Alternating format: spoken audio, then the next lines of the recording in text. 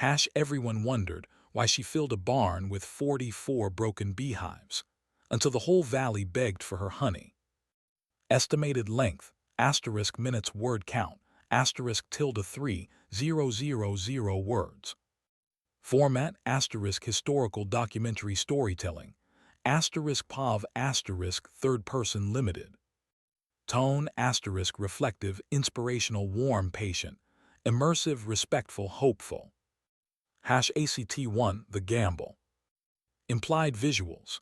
Late summer prairie, an estate sale yard, broken hive boxes stacked in a field corner, an older woman moving against the crowd, golden afternoon light. The Alderman estate sale ran from 8 in the morning until the light gave out. It was the kind of sale that drew people from 2 counties over, not because the Alderman farm had been a large operation, but because Gerald Alderman had been the kind of man who kept everything, and a man who keeps everything for 40 years produces, at the end of those 40 years, a sale yard of extraordinary variety. There were tools and harness and furniture and seed equipment, and the accumulated miscellany of a life spent acquiring things that might be useful and rarely discarding things that had stopped being useful. And the families of the Sycamore Creek Valley moved through it all with the specific energy of people who have driven a distance and intend to find something worth having. Most of them did not stop at the far corner of the yard.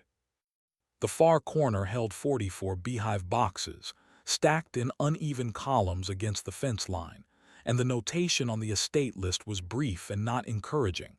Damaged condition, varied states of disrepair, colonies absent, no warranty.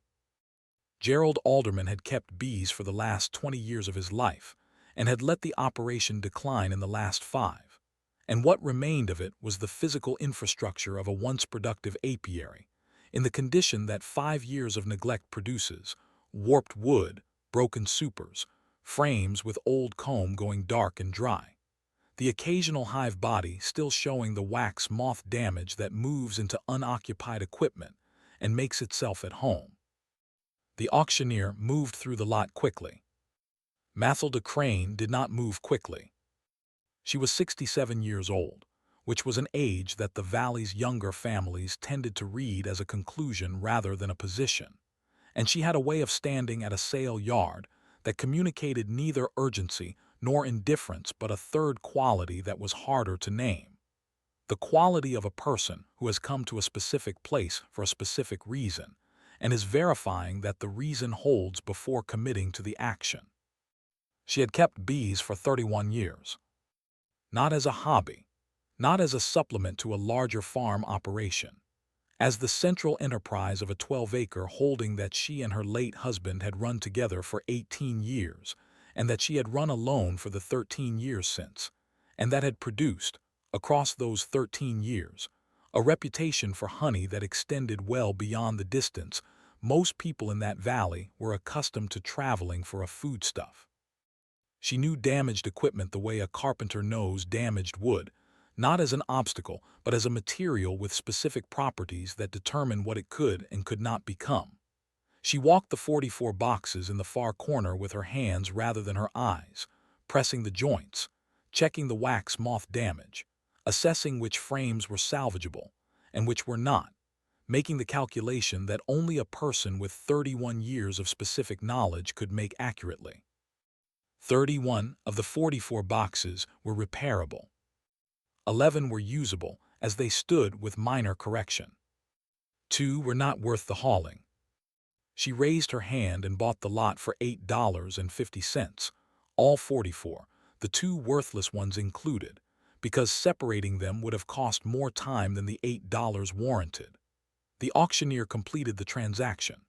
The families nearby watched with the mild curiosity that attends an outcome they cannot fully explain, and returned to the portions of the sale yard that made more obvious sense. She arranged for the hive boxes to be transported to her property the following morning. She had not yet told anyone what she intended. But she knew this the way a woman knows something she cannot yet prove, that 44 broken beehive boxes are not a failed apiary, They are the infrastructure of one that has not yet been built. And she knew what it took to build one. What she lacked was time. What she had was 31 years of knowing exactly how to use it. #ACT2, the experiment. Implied visuals. Mathilda at the workbench rebuilding frames, melting old comb, fitting new foundation, working section by section through the 44 boxes in the amber light of the barn. She spent September at the workbench. The barn had been her workshop since Edmund died, and she had reorganized it for single-person efficiency. Everything at a height and a position that suited her reach. Tools hung where she could find them without looking. The workbench oriented toward the east window, where the morning light was best and longest. She was not a woman who worked in poor light when good light was available, and she was not a woman who hurried work that did not benefit from hurrying. She sorted the 44 boxes on the first morning. 31 repairable, 11 serviceable, 2 for firewood. Her assessment from the sale yard confirmed at closer range. She set the 2 worthless ones aside and did not think about them again. She began with the 11 serviceable boxes, because beginning with what required the least work was not the correct order.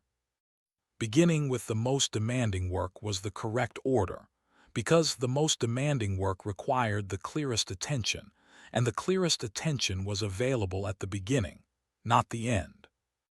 The repairable boxes required, in varying combinations, new bottom boards where the old ones had warped beyond tolerance, replaced supers where the wax moth damage had compromised the wood's structural integrity, re-nailed joints where the glue had failed and the cold cycles had worked the wood apart, and new frames with fresh foundation in every box that showed old dark comb. Because dark comb that has been through wax moth infestation is not a foundation on which a healthy colony will thrive, and she had no interest in establishing 31 colonies on compromised foundations. She rendered the old comb in the large pot she kept for the purpose, filtering the wax through muslin into the mold she had made 20 years before from a pattern her grandmother had used. Beeswax rendered clean was not a waste product. It was a material with 12 uses she could name without effort, and several she had discovered across 31 years that she had not expected. She filled 23 molds across the first 2 weeks and stacked them on the shelf above the workbench, where the afternoon light caught them, and turned the barn the specific amber color that the thumbnail's light suggests. A color that has no other source and no satisfactory description, except to say that it is the color of a thing being made from what others have discarded. The frames took the longest. She cut new foundation from the sheets she had purchased at the beginning of September, plain beeswax foundation, the kind she had always used, because she had tried wire-reinforced foundation twice and had returned to plain wax both times on the evidence of the bee's preference, which she considered more reliable than the catalog's recommendation. She fitted each sheet by hand into the new frames, pressing the wax into the grooves with the heel of her palm in the motion she had performed 10,000 times, and that her hands performed now without instruction from the mind. By the end of September, 39 of the 44 boxes were ready. By the end of the first week of October, all 41 worth keeping were done. She had rebuilt an apiary's worth of equipment from salvage, on a budget of $8.50 plus the cost of new foundation and hardware, in 5 weeks of systematic work in a barn lit by east morning light and afternoon amber. And she had done it alone and without hurry, and without once considering whether the people who had watched her buy the lot at the Alderman sale had revised their assessment of the transaction. She had not rebuilt it yet. She had built the capacity for it. The bees would come in spring. She had already written the letters. #ACT3, proof of concept. Implied visuals. Spring package bees arriving, Mathilda installing colonies with practiced ease, the orchard nearby in bloom, first honey harvest in midsummer, a neighbor stopping at the gate. The package bees arrived in the second week of April. She had ordered from 3 sources: a practice she had followed for 20 years on the principle that a single supplier represents a single point of failure, and that diversity of origin in a bee yard produces, over time, a resilience that monoculture does not. She had ordered Italian stock from one supplier, Carniolan from a second, and a mixed package from a third apiarist 2 counties over whose bees she had purchased before, and whose opinion of his own stock she had found, unusually, to be accurate. The installation took 3 days. Not because it was complicated. She had installed colonies more times than she had kept count of, but because she installed them at the pace that minimized disturbance to the bees rather than the pace that minimized time spent by the beekeeper. The distinction produced better outcomes, in her experience, and she had enough experience to trust it over the alternative. She positioned the hives in the configuration she had worked out across 3 decades of observation, south-facing entrances, staggered rows, so that the foraging flight paths did not cross at the hive entrance in a way that increased drift between colonies. Sheltered on the north and west by the old board fence, she had repaired the previous autumn specifically for this purpose. Placed at a distance from the barn that gave the bees clear sky above the flight path, while keeping the operation visible from the kitchen window. She noticed most things. She had noticed, across 13 years of running this operation alone, that the things most likely to go wrong were the things she did not see early enough to correct. Positioning the hives within her natural sightlines was not convenience, it was management. The spring was a good one for forage. The clover came in early and the linden along the creek ran long, and by June the strongest colonies had built to the kind of population that produces the surplus that beekeeping is built around. She added supers in the second week of June on the 8 strongest hives, and watched them fill with the steady, industrious efficiency of colonies that had been given good equipment and good forage and competent management. First harvest was the last week of July. She extracted 64 pounds of honey from the 8 strongest hives on a Thursday afternoon, working alone in the barn with the extractor she had used for 20 years, and when she held the first jar up to the light from the east window, the amber light that the barn made in summer afternoons, the honey was the color of the light itself. Clear and deep, and carrying the specific character of a clover and linden forage that she knew from 31 years, could not be replicated at any other time of year in this valley. It had the quality of something that would sell without explanation. A neighbor named Ruth Phelps stopped at the gate the following Saturday. She had seen the jars in the window of the barn from the road, and had stopped the way a person stops at something that answers a question they have been carrying, not with urgency, but with the specific recognition of something they have been looking for. She bought 4 jars. She asked how much there would be. There would be more, Mathilda told her, not yet how much more, but more. Word was still moving before Ruth Phelps reached the next property down the road. She could feel it the way a person feels weather before the clouds arrive. #ACT4, Demand and Expansion. Implied visuals. More hives filling supers, a second harvest in August, Mathilda's ledger filling with names, a merchant from town arriving at the gate, the barn shelves filling with sealed jars. By August, she had 31 colonies in production. The remaining 10 boxes were occupied, but not yet surplus producing, younger colonies, established later in the spring from the third package source, building their populations through the summer in the way that first-year colonies build, deliberately, conserving what they produced for their own winter stores rather than generating the excess that the beekeeper harvests. She did not rush them.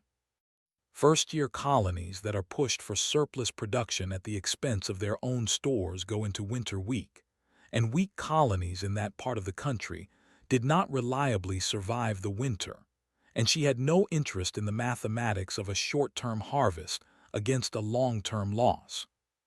What she had was 31 colonies telling her what they thought of the rebuilt equipment by filling it. The August harvest was 112 pounds. She ran the ledger that evening with the careful attention she brought to every accounting, and what the ledger showed was a number that she had not produced from this operation in 4 years. 4 years during which the hive count had been declining as equipment aged, and colonies were lost to the ordinary attrition of a kept bee yard, and during which the harvest had been sufficient for her own needs and modest sales, without approaching what the operation had produced in its peak years. The ledger was approaching the peak years. A merchant named Owen Ferris, who operated the general store in the nearest town, had heard about the honey through Ruth Phelps's husband, who had mentioned it at the feed store, which was the standard velocity of useful information in that community, and which operated with the specific reliability of news that has been confirmed by direct experience rather than rumor. Owen Ferris drove to her gate on a Wednesday morning in August with the direct energy of a man who has learned that something he can sell exists in a location he can reach. He examined the jars on the barn shelf. He opened one and tasted the honey with the practiced assessment of a man who had sold a great deal of honey over the years and knew the difference between adequate and exceptional. He asked what she had available. She told him, 214 pounds in jar and comb, with the September extraction still ahead. He asked if she could supply him on a standing basis. She considered this for 3 days, not because the answer was complicated, but because standing supply agreements have terms that deserve consideration rather than the enthusiasm of a first conversation. She looked at her hive count, her forage assessment for the following season, her equipment capacity, and the rate at which she was confident she could maintain quality across an expanded volume. On the 3rd day, she wrote back with her terms. He accepted them. By September, her waiting list, a thing she had not needed in 4 years, was 19 names long. By October, when the last of the season's honey was in jars and the hives were prepared for winter, and the barn shelves were stacked floor to ceiling with the amber jars that caught the late afternoon light and turned the barn into the specific warm color of the thumbnail's glow, the waiting list was 33 names, and she had requests from 2 settlements she had not previously supplied. What she lacked was another season. What she had was 41 hives going into winter in the best condition. She had put hives into winter in 8 years. Fed, consolidated, treated, and installed in equipment that she had built herself from salvage with $8.50 and 5 weeks of September mornings. That was enough. For now, it was exactly enough. #ACT5 Vindication. Implied visuals. Spring returning, the operation running at full capacity, families arriving at the barn, Owen Ferris's store shelf with Mathilda's jars, the valley in clover bloom, Mathilda at the hive in the warm light. There is a kind of recognition that arrives not in ceremony but in accumulation. No one came to Mathilda Crane's barn in the spring of the following year to acknowledge what she had done. No county fair gave her a ribbon for the 44 broken hive boxes she had bought at $8.50 and turned into the most productive apiary in the Sycamore Creek Valley. The families who had watched her at the Alderman sale and moved on to the parts of the yard that made more obvious sense did not present themselves to revise their conclusions. What arrived instead was something more durable. Owen Ferris sold out of her honey 3 times in the first year of the standing arrangement. He wrote to tell her each time not as a complaint, but as information, the kind of information a merchant shares with a supplier he intends to keep. The 3rd letter included a note that the customers who had found her honey on his shelf were asking specifically for it by the description they had developed among themselves, which was not her name or the label she put on the jars, but simply the color. They asked for the amber honey, the dark amber from the Crane place, the one that tasted like the valley did in July. She read this and allowed herself one moment of satisfaction. Then she went back to the hives. The 2nd season produced 47 colonies in production, 6 new splits from her strongest overwintered stock, made in May when the colonies were at their spring peak, and the conditions for successful division were correct. She had made splits every year for 31 years, and she knew how to read a colony's readiness for division the way she knew how to read most things, by observation, by the specific signals that the bees produced when they were ready and the specific signals they produced when they were not, and by the accumulated weight of 31 years of paying attention to the difference. The splits she made in May of that second year were producing surplus by August. The 44 broken boxes from the Alderman estate had become, by the end of the second season, an operation of 47 producing hives on 12 acres of well-placed forage, managed by a woman of 68 who had been doing this since she was 36, and who had not, in 32 years, found a reason to do it differently. She noticed most things. She had noticed, at the Alderman sale, 44 broken hive boxes in the far corner of the yard that every other buyer had read as a disposal problem, and she had read as the infrastructure of an apiary that had not yet been built. She had noticed the quality of the old comb before it was rendered, and the quality of the new foundation after it was fitted, and the quality of the honey in the first jar she held to the light in July, and the quality of the attention that Ruth Phelps had brought to the jars she had seen from the road. She had not been lucky. She had been paying attention to the right things for a very long time, and the right things had the specific quality of rewarding sustained attention in ways that luck does not replicate and cannot substitute for.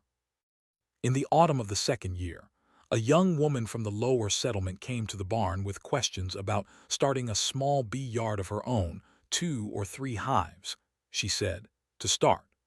She had saved the money for new equipment and had been to the catalog, and had come to Mathilda because Owen Ferris had told her to come to Mathilda, and Owen Ferris was not a man who sent people places without reason. Mathilda told her to put the catalog money away. She asked when the next estate sale was. The young woman looked at her without complete understanding. Mathilda explained. The equipment at estate sales is the same equipment as the catalog, made by the same hands, aged by actual use rather than warehouse storage, available at a fraction of the price to anyone willing to repair what time and neglect have done to it. The bees do not know whether the box they live in was purchased new or rebuilt from salvage. The bees know whether the box is sound, and whether the foundation is clean, and whether the person managing them knows what they are doing. The young woman wrote this down. Mathilda showed her the barn. She showed her the workbench and the molds and the extractor, and the shelves of jars in their amber rows, and the frame she had rebuilt through 5 weeks of September mornings, with her hands and her grandmother's pattern and $8, and 50 cents worth of other people's discarded equipment. She showed her what paying attention for 31 years looks like when it is organized and stored and put to use. The young woman stayed for most of the afternoon.